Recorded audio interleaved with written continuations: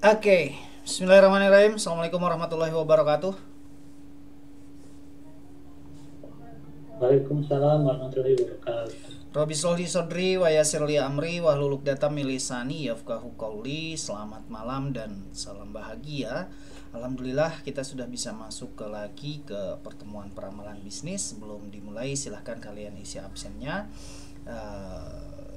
Dan sebelum dimulai mari kita berdoa menurut agama dan kepercayaannya masing-masing. Berdoa mulai. Bismillahirrahmanirrahim. Alhamdulillahirabbil alamin. Arrahmanirrahim. Maliki yaumiddin. Iyyaka na'budu wa iyyaka nasta'in. Ihdinas siratal mustaqim. Shiratal ladzina an'amta 'alaihim ghairil maghdubi 'alaihim. Selesai. Kemarin kita sudah membahas mengenai bagaimana kita memilih teknik peramalan berdasarkan hasil analisis otokorelasi, dan didapatkan ketika kita menganalisis korelasi didapatkan data bahwa ada cara penghitungan koefisien korelasi di mana terdapat nilai T, Y1, Y2, kemudian X1, X2, X dan Y. Dari hasil untuk menghitung korelasi antara pendapatan dan pengeluaran, di mana pendapatan per bulan adalah 800.000, 900.000, 700.000, 600.000, 700.000, 800.000, 900.000, 600.000, 500.000 dan 500.000. Kita ingin mengetahui bahwa apakah ada hubungan antara pendapatan dan pengeluaran per bulannya, dan kita rubah menjadi Y, di mana Y-nya adalah 300.000, di bulan kedua 300.000, 200.000, 200.000, 200.000, 200.000, 300.000, 100.000, 100.000, 100.000. Kita jumlahkan semuanya menjadi 20 juta untuk pengeluarannya, dan pendapatannya adalah 70 juta. Untuk X pendapatan per bulan, kita kurangi antara X1 dikurangi dengan X mutlak dan Y dikurangi dengan Y, maka didapatkan hasilnya adalah 1 juta. 1 juta untuk X kuadrat adalah 1 juta, Y kuadrat adalah 1 juta. Dan X dikali Y adalah 1 juta. Hasil ini akan menentukan bagaimana kita menghitung untuk T-tabel atau yang dinamakan dengan hubungan pendapatan HO dan HA. Apakah ada hubungan antara pendapatan dan pengeluaran, atau terdapat hubungan antara pendapatan dan pengeluaran yang disingkat dengan HO dan HA?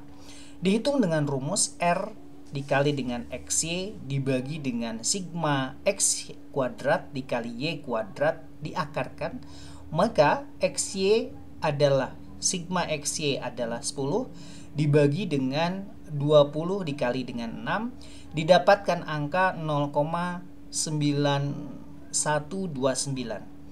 Hal ini ada korelasi positif antara pendapatan dan pengeluaran tiap bulan.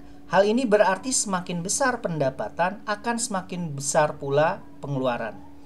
Apakah koefisien korelasi hasil perhitungan tersebut signifikan, dapat digeneralisasikan atau tidak, maka perlu dibandingkan dengan R-tabel dengan taraf kesalahan tertentu. Dan saya akan melanjutkan materi ini di mana kita menghitung HO dengan uji T. Tabel uji T ini dirumuskan dengan rumus T sama dengan R dikali dengan akar N-2 dibagi dengan 1 min R pangkat 2. Dan saya sudah tuangkan dalam bentuk materi. Kalian bisa melihat materinya sebentar, saya akan sharekan di tampilan berikut ini. Oke. Ini dinamakan dengan koefisien korelasi uji T. Sebelumnya kita sudah mendapatkan angka, ini ya, T sama dengan R dikali dengan akar N-2 dibagi dengan akar 1 min R kuadrat. Harga T hitung dibandingkan dengan T-tabel untuk uji kesalahan 5%, uji dua pihak N-2 sama dengan 8. Maka diperoleh T-tabel 2,306. Harga T hitung 6,33 lebih besar dari T-tabel, sehingga HO ditolak. Hal ini berarti terdapat hubungan positif dan nilai koefisien korelasi antara pendapatan dan pengeluaran sebesar 0,9129. Asosiasi hubungan atau pengaruh kualitas atau pengaruh antara pendapatan dengan pengeluaran ini untuk memberikan penafsiran terhadap koefisien korelasi yang ditemukan besar atau kecil, maka berpedoman pada ketentuan. Apa ketentuannya? Ketentuannya adalah, kalian boleh lihat dari tampilan berikut ini, interval koefisien korelasi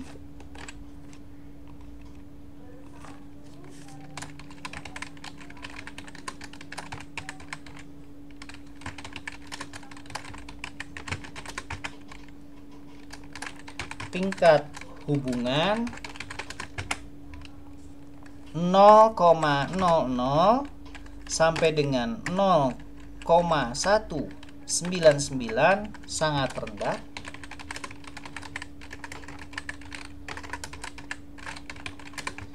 Kemudian 0,20 minus 0,399 sama dengan rendah. 0,40 sampai dengan 0,599 sedang.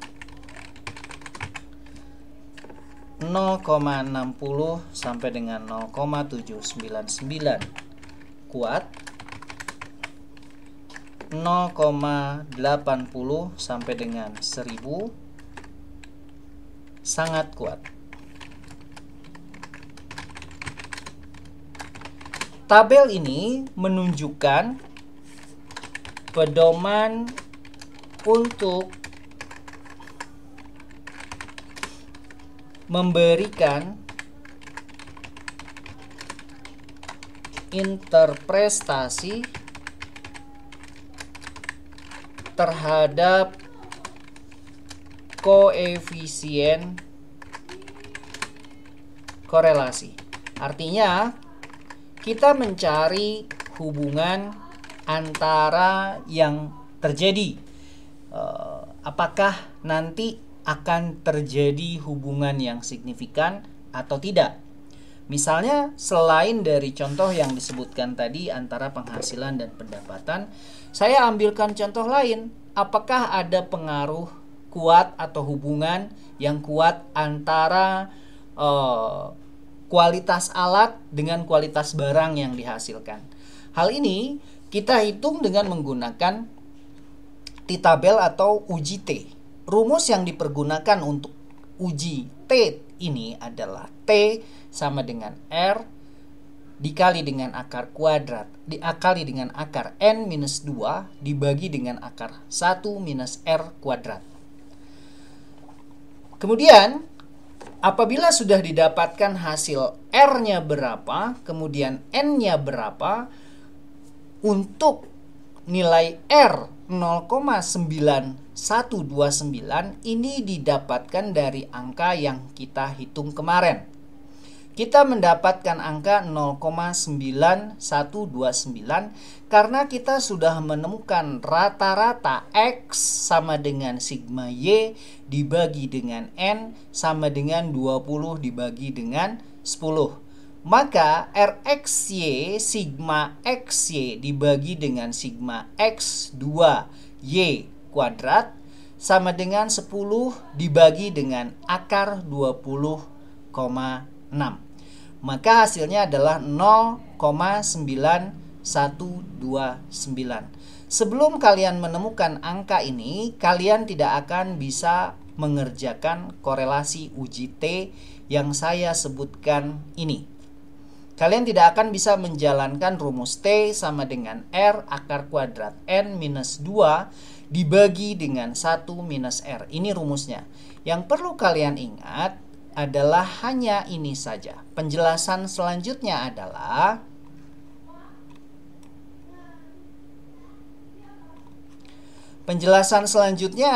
di mana apabila hasil analisis otokorelasi digunakan untuk memilih teknik peramalan yang tepat, ringkasan mengenai keterkaitan antara analisis otokorelasi dan pemilihan teknik peramalan dikemukakan oleh Hanke dan Rich tahun 1995 halaman 115.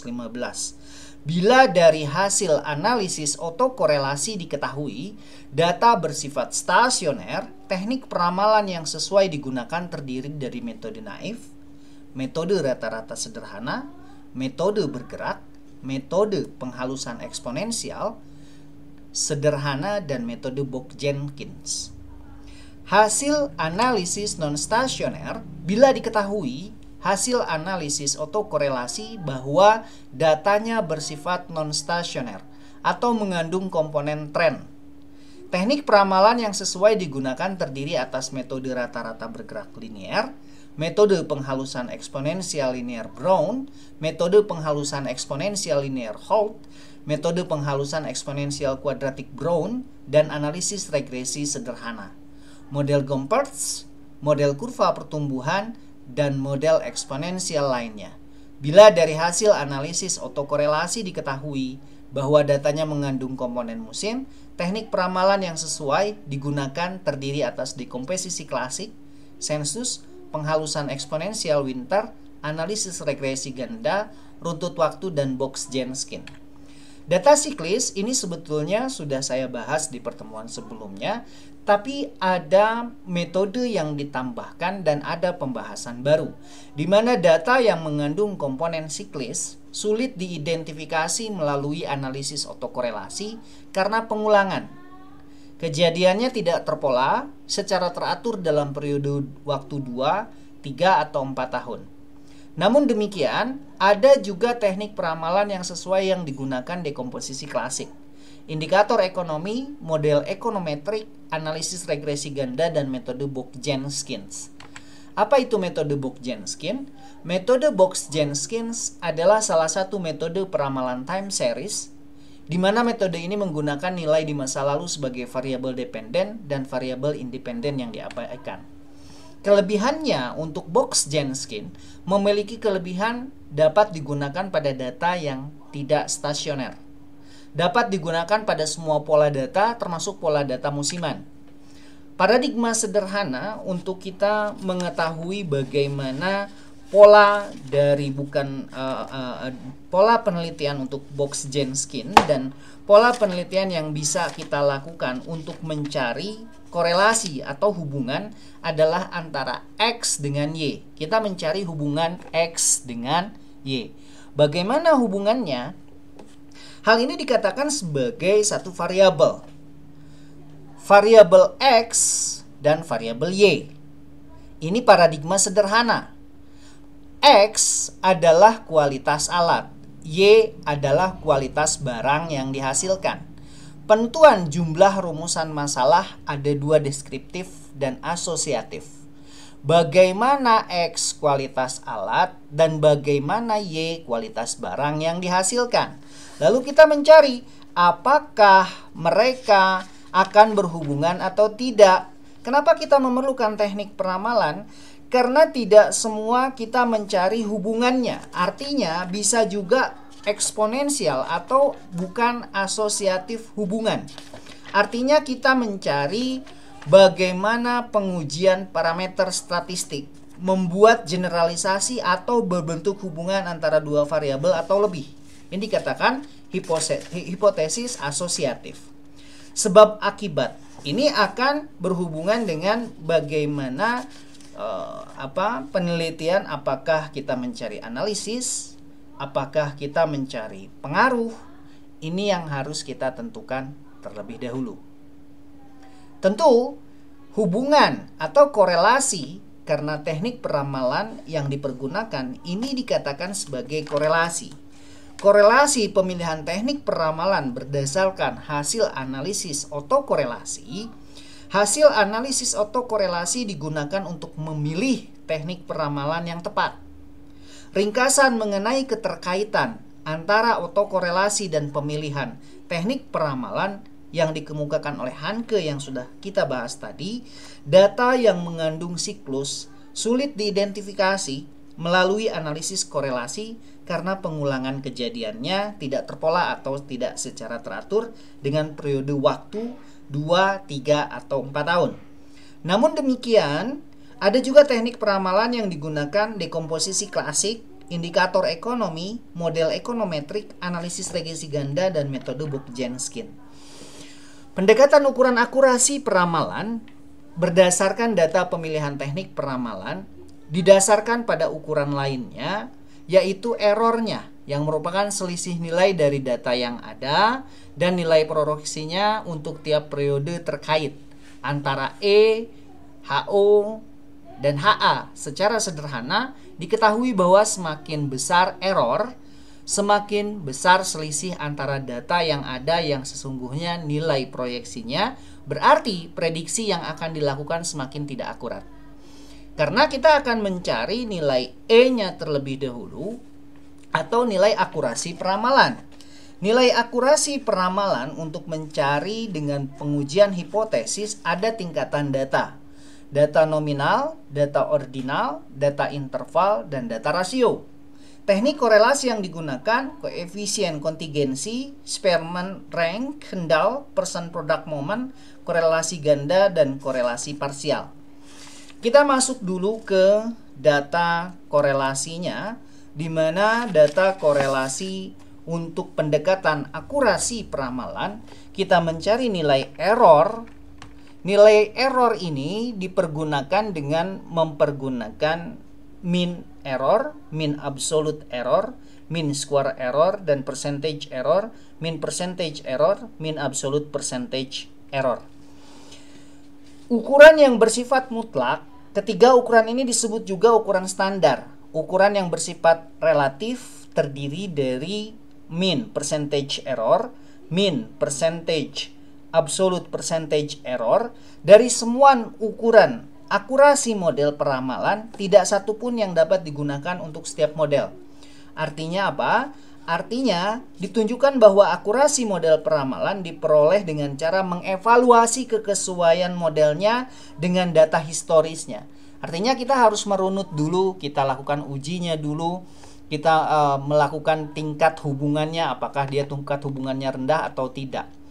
Apabila dituangkan dalam bentuk data, maka akan terlihat seperti berikut ini. Untuk penghitungan T,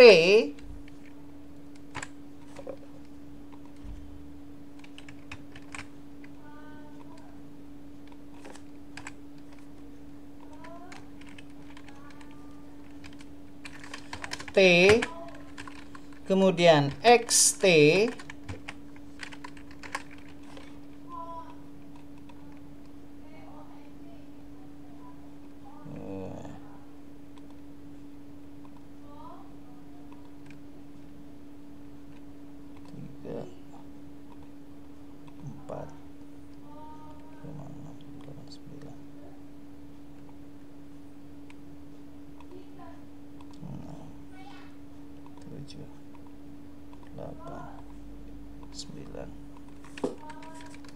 YT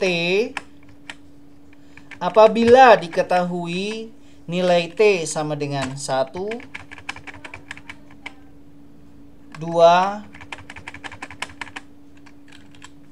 3, 4,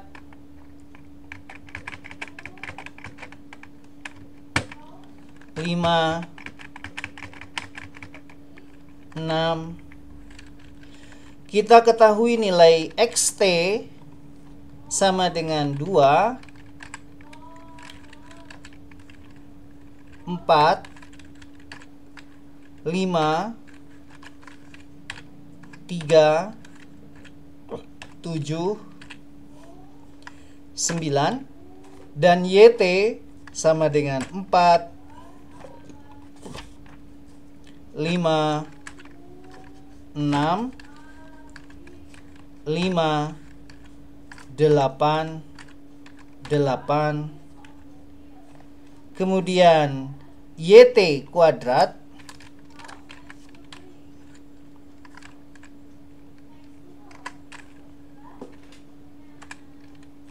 YT satunya adalah 4,147, 5,382, 6 titik 0,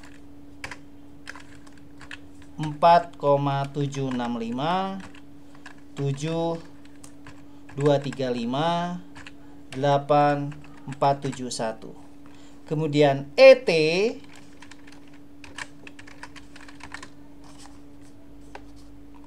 minus 0,147 minus 0,382 minus 0,000, kemudian 0,235, 0,765 minus 0,471. Yang harus kita lakukan pertama kali adalah mencari. Kita jumlahkan data-data ini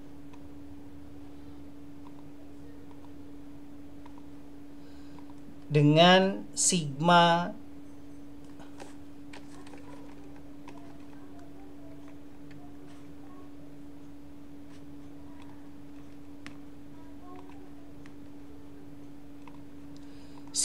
XT sama dengan 30, sigma YT sama dengan 36, sigma YT kuadrat sama dengan 36, sigma ET sama dengan 0.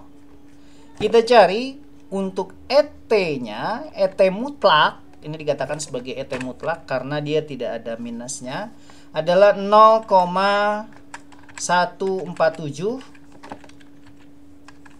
0,382, 0,000,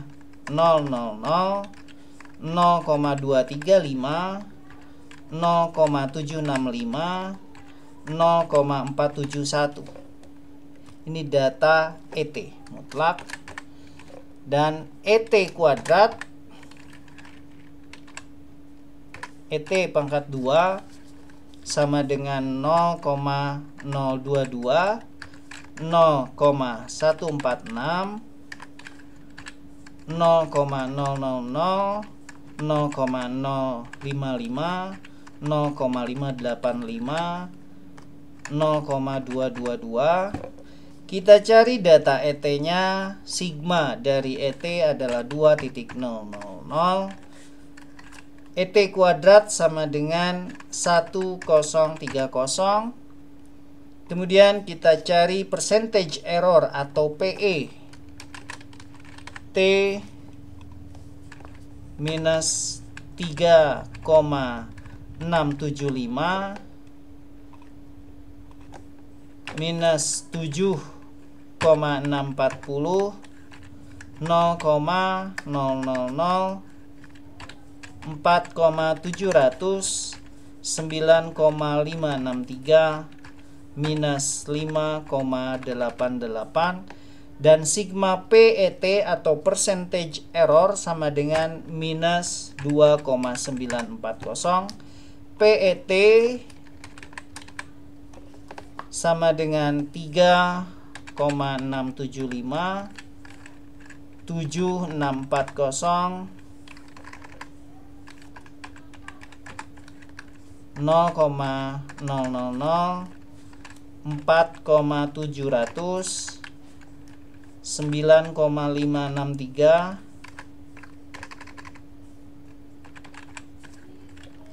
5,88, dan 0,000. Kita cari jumlah n-nya. Jumlah n dia tidak berubah, di mana n sama dengan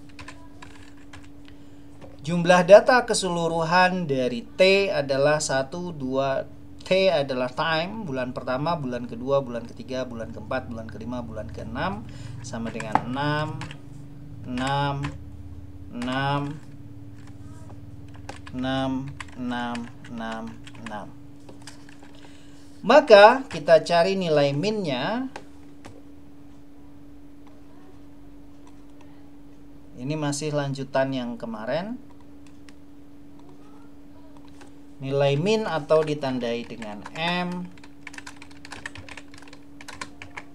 sama dengan 5 dari mana? 30 bagi 6, 36 bagi 6, 36 bagi 6, 0 bagi 6,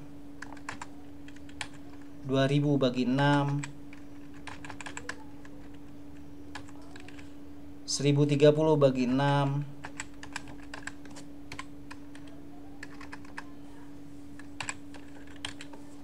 minus 2, 940 dibagi 6, minus 0,490, dan 0,00 dibagi dengan 6 sama dengan 5,2444. Maka data ini kita katakan sebagai data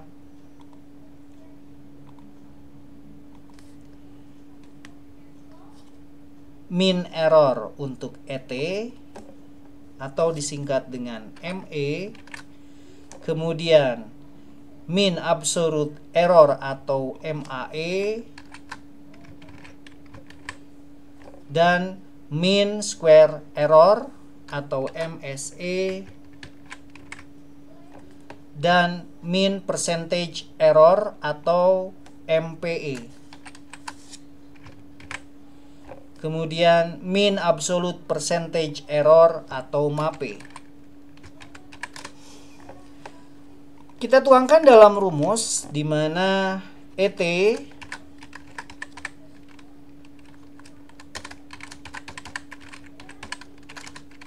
sama dengan YT minus YT, dan mean error atau ME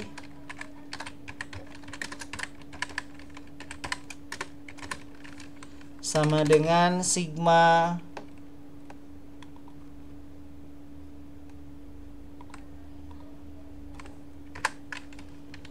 ET dibagi dengan N, dan mean absolute error atau MAE,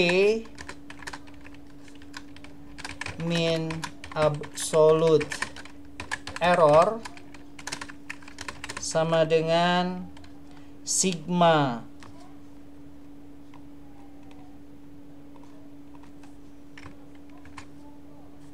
ET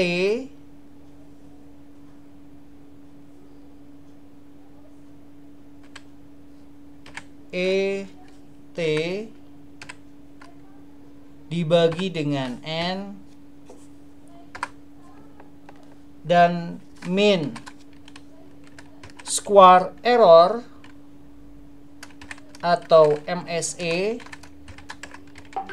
mean square error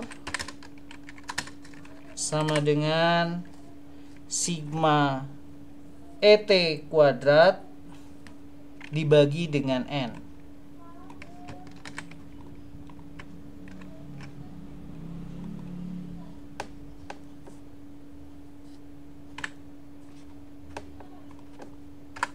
Kemudian untuk percentage error atau PET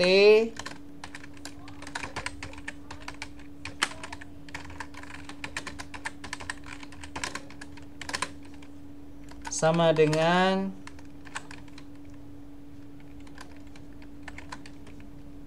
YT minus YT dibagi dengan YT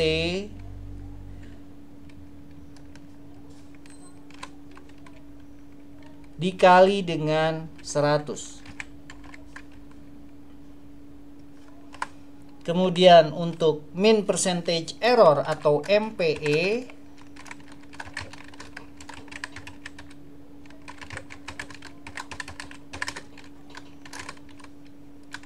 sama dengan sigma PET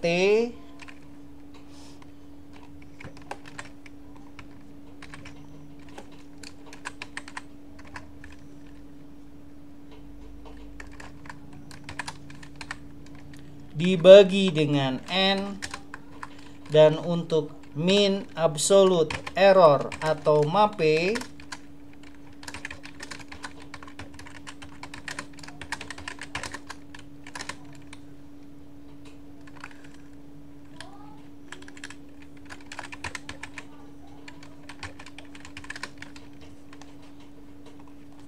sama dengan sigma PET dibagi dengan N.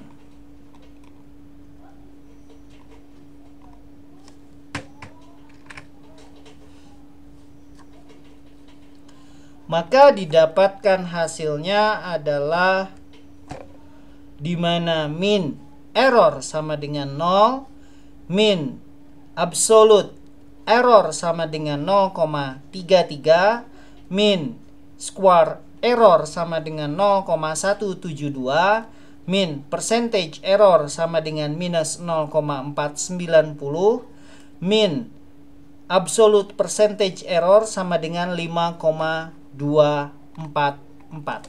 Hasil ini akan menunjukkan ukuran atau sifat penghitungan untuk pembilang dan penyebut dari ukuran akurasi model yang kita hitung tadi. Error yang digunakan sebagai ukuran akurasi yang kita hitung ini, error yang digunakan sebagai akurasi dapat berupa mean error, mean absolute error, mean square error, mean percentage error, mean absolute percentage error. Semakin besar ukuran itu, berarti semakin tidak akurat teknik peramalannya. Sebaliknya, semakin kecil ukuran itu, berarti semakin akurat teknik peramalannya. Ukuran lainnya yang dibicarakan statistik adalah U-tail dan McLaughlin betting average. Dari tabel dikemukakan rumus serta penghitungan ukuran akurasi dengan menggunakan contoh yang terdapat untuk penghitungan tail dan embedding logging average bersifat mutlak. Ini hampir sama dengan ukuran relatif yang berbentuk percentage yang memberikan bobot yang sama atas setiap error. Oleh karenanya dalam korelasi uji T di sini disebutkan bahwa minimal minusnya adalah minus 5%. Kenapa? Karena dalam ukuran T-table uji 5% ini T hitung 6,33. Ini menunjukkan penafsiran bahwa koefisien korelasi yang ditemukan tersebut besar atau kecil. Maka dapat berpedoman pada ketentuan yang tertera pada tabel yang sudah kita sebutkan tadi, interval koefisien 0,00. Dan hasil dari ini menunjukkan korelasi dan masuk ke dalam regresi, di mana apabila terdapat korelasi ganda antara dua variabel misalnya X1, X2, dan X3, kesejahteraan pegawai X2, hubungan dengan pimpinan X3 tentang pengawasan, apakah dia berpengaruh dengan efektivitas kerja? Korelasi ganda 3 variabel independen dan 1 dependen, bahwa korelasi ganda yang dikatakan dengan R bukan merupakan penjumlahan dari korelasi sederhana yang ada setiap variabel R1 ditambah R2 ditambah R3. R tidak sama dengan R1, R2, dan R3. Korelasi ganda merupakan hubungan secara bersama-sama antara X1 dan X2. Ini menjadi korelasi produk momen antara X1 dan Y. Hasil penggunaan korelasi sederhana dan ganda dapat digambarkan menjadi R3 sama dengan X1 dikali dengan X2, R dikali dengan Y. Nanti kita akan menghitung minggu depan mengenai regresi sederhana, di mana regresi sederhana ini data yang diperlukan adalah T, X, Y, X kuadrat, Y kuadrat,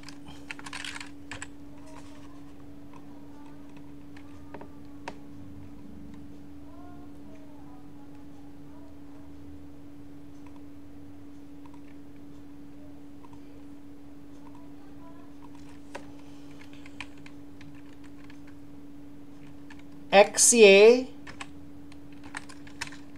dengan penghitungan dengan penghitungan-penghitungan lainnya. Apabila diketahui T adalah 1, 2, 3, 4, 5, total atau sigma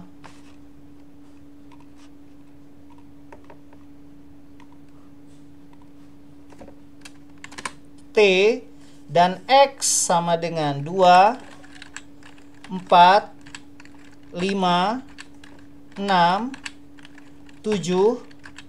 Sigma dari X sama dengan 24 dan Y adalah 4, 5, 5, 6, 6. Sigma Y sama dengan 26 dan X kuadrat sama dengan 4, 16, 25, 36, 49 dan sigma X kuadrat sama dengan 130. Saya pikir ini tidak membingungkan kalian. Kenapa? Ketika ditanya X kuadrat, kita hanya tinggal mengalihkan 2 kali 2 sama dengan 4, 4 kali 4 sama dengan 16, 5 kali 5 sama dengan 25, 6 kali 6 sama dengan 36, 7 kali 7 sama dengan 49. Begitu pula untuk Y kuadrat sama dengan 16, 25, 25, 36, 36. Sigma dari Y kuadrat sama dengan 138 dan XY kita hanya tinggal mengalihkan 2 kali 4. XY-nya adalah 8, 20, 25, 36, 42. Sigma dari XY sama dengan 131. Total untuk X sama dengan 24, total sigma Y sama dengan 26, total sigma X kuadrat sama dengan 130, total Y kuadrat 138, total sigma XY sama dengan 131. Yang kita perlu cari selanjutnya adalah minnya berapa, nilai min dari X, nilai min dari Y sama dengan 4,8. Kenapa? 24 dibagi dengan 5 sama dengan 4,8. Dan kemudian min dari Y sama dengan 5,2. Sama dengan 26 dibagi dengan 5. Kenapa 5? Seperti yang kita ketahui bersama, nilai N adalah nilai data dari keseluruhan. Nilai data keseluruhan T1, T2, T3, T4, T5, maka nilai N sama dengan, ini kecil, 5, 5. Oke. Saya hold dulu sampai di sini. Kemudian minggu depan kita akan mencari penghitungan regresi dan tujuan regresi sederhana, di mana bila masing-masing analisis regresi digunakan untuk meramalkan nilai dari suatu variabel berdasarkan nilai dari variabel yang lain antara X dengan Y, misalnya antara nilai hubungan antara pendapatan dengan pengeluaran atau hubungan antara kualitas alat dengan kualitas produk. Mungkin kita akan mencarinya by data apabila diketahui X 2, kemudian Y 4, berapa X kuadratnya sama dengan 4. X 2, Y 4, berapa Y kuadrat? 16. Kemudian XY sama dengan 8. Apabila T2, X4, Y5, X kuadrat sama dengan 16, Y kuadrat 25, XY 20. Kemudian T3, X5, Y5, X kuadrat 25, Y kuadrat 25, XY sama dengan 25. Hal ini tidak ada yang sulit, saya pikir ini mudah, kalian sama dengan pertemuan yang sebelumnya, hanya bentuknya berbeda. Ini dikatakan sebagai regresi sederhana. Analisis regresi sederhana ini digunakan untuk meramalkan nilai dari suatu variabel, nilai variabel lainnya. Mungkin nanti kalau misalnya kalian mau ujian skripsi, ini pun akan menjadi salah satu yang akan kalian bahas, tidak jauh dari ini. Artinya hal ini akan sama seperti yang akan dihitung dalam penelitian kalian apabila kalian menggunakan T hitung, menggunakan R, dan menggunakan regresi berganda. Karena apa? Karena di sini pun kita berbicara mengenai populasi atau parameter dan sampel, pemeriksaan statistik dan estimator. Populasi adalah jumlah keseluruhan dari sampel yang akan kita teliti. Apabila kita sudah menemukan data-data misalnya dari variabel X, variabel Y berupa data ordinal dan data interval, dan kita sudah menemukan populasinya dan kita hanya tinggal mencari bagaimana hubungannya. Biasanya kalau sosial mencarinya hubungan, tapi tidak jarang pula yang mereka mencari mengenai analisis. Ini akan berkaitan dengan rumus-rumus yang saya ucapkan tadi. Rumus umum yang sering dipergunakan adalah uji T tadi. Uji T banyak dipergunakan karena mencari hubungan antara satu variabel dengan variabel lainnya. Hal ini umum dipergunakan. Uji T ini mempergunakan untuk penelitian-penelitian sosial. T hitung dibandingkan dengan T tabel untuk uji kesalahan, di mana kita mencari HO atau HA. Apabila HO ini ditolak, hal ini berarti terdapat hubungan positif dari nilai koefisien korelasi antara pendapatan dan pengeluaran. Jadi tergantung dari judul kalian, nanti kalian mengambil judul apa. Dan berbicara mengenai penelitian, apakah sudah mendapatkan bahan penelitian, saya mau meneliti apa, judulnya apa. Kalian kan sudah semester 6 ya. Semester 6 itu harusnya kan sudah mendapatkan itu. Ada yang bisa jawab? Sudah dapat belum? Belum, Pak. Belum mencari Belum, Pak. untuk penelitian. Belum ada bayangan. Oh, belum ada bayangan. Kalian semester berapa sekarang? Nah, Semester 6 kan tinggal, biasanya sudah harus masuk. Semester 6 ini udah harus masuk, kalian udah harus mencari. Biasanya ada mata kuliah MPS ya, penelitian sosial. Dasar-dasar penelitian sudah belum? Manajemen penelitian sudah belum? Belum dapat mata kuliah penelitian itu. Nanti kalau misalnya itu sudah, metode penelitian sosial, Pak. iya, oh sudah, siapa dosennya? Itu harusnya kalian sudah harus membuat bab 1 kalau misalnya kalian sudah dapat MPS itu. Metode penelitian sosial itu menjuruskan kalian akan mau ngambil judul apa. Biasanya kalau misalnya dosen-dosen manajemen metode penelitian sosial, kok manajemen penelitian sosial. Metode penelitian sosial akan menugaskan kalian membuat bab 1, bab 2 dan bab 3 dimulai dari judul. Itu tugasnya biasanya. Dan itu yang jadikan dasar untuk kalian melakukan penelitian, karena sebelumnya kalau di Cimahi mungkin ada KKN dulu ya, kuliah kerja nyata dulu. Dan ini berkaitan, uji T, korelasi, mencari korelasi. Nah nanti kalau saya sih biasanya kalian boleh pegang bukunya Sugiono. Kalau misalnya yang saya bahas tadi di materi ini bukunya Peramalan Bisnis, masih dari Lerbin Aritonang. Ini sebetulnya memang bahasanya agak rumit, tapi dia detail, artinya dia menyadur dari buku bahasa asing, dia lebih detail dibandingkan dengan Sugiono. Detailnya itu membuat agak rumit, karena ini kan peramalan ya, bukan metode penelitian sosial. Kalau kalian mendapatkan metode penelitian, mungkin kalian bisa mengambil bukunya dari Sugiono. Kalau saya punya bukunya Sugiono, ini statistika penelitian. Di dalam sini juga ada. Kalian bisa mencari bagaimana uji T, T tabel. Itu yang menunjukkan rumusan-rumusan untuk mencari kalian apakah ada hubungan antara misalnya kalau sosial ya. Kalau sosial itu misalnya gaya kepemimpinan dengan efektivitas kerja. Apakah seseorang yang memimpin efektif ini akan menjadikan karyawannya ini efektif juga kerjanya? Apakah ada pengaruhnya atau tidak? Biasanya melihat hal-hal seperti itu. Jadi coba kalau udah dapat MPS, harusnya kalian sudah mendapatkan bab 1, bab 2, bab 3, dan itu sudah harus dikumpulkan. Kalau saya biasanya sudah dijadikan dasar untuk kalian mengajukan penelitian nanti sebelum KKN, karena kalian kan harus KKN dulu ya, kuliah kerja nyata dulu. Kalau misalnya kuliah kerja nyata kalian sudah selesai, kemudian kalian masuk ke dalam penelitian dan skripsi, ya kalian lulus menjadi seorang sarjana. Saya pikir tidak akan terasa ya, satu semester itu kan paling kurang lebih beberapa bulan lagi kalian selesai, sudah masuk ke semester baru. Sekarang saja sudah mau pertemuan menjelang UAS, berarti kalau misalnya sekarang ke-6, di bulan 3 bulan lagi lah, 3 bulan lagi kalian udah masuk semester baru, kalian akan masuk ke semester baru, sudah semester 7.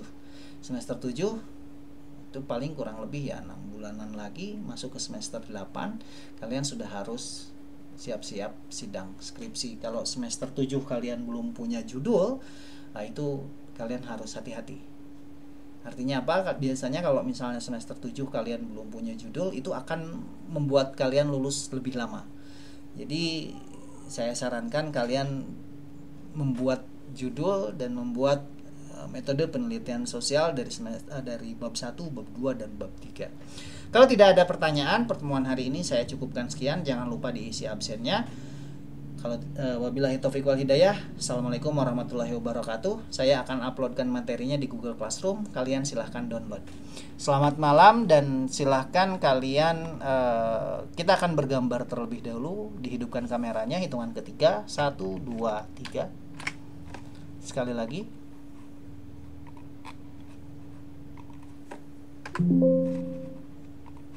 Hitungan ketiga.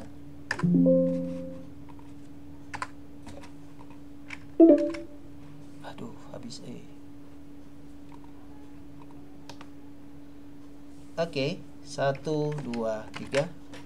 Terima kasih atas perhatiannya. Mohon maaf apabila ada kekurangan dan kesalahan. Wabillahi taufiq wal hidayah. Wassalamualaikum warahmatullahi wabarakatuh. Selamat malam dan salam bahagia. Sampai ketemu lagi minggu depan. Waalaikumsalam warahmatullahi.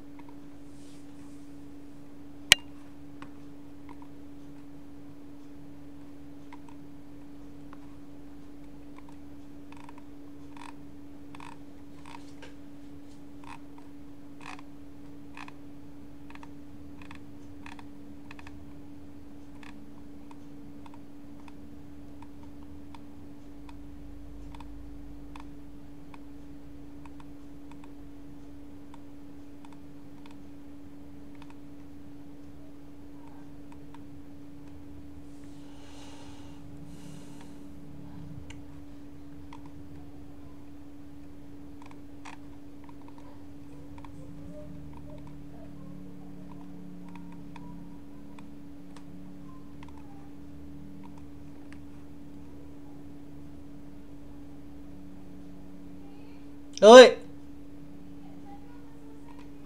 Ya ada yuk.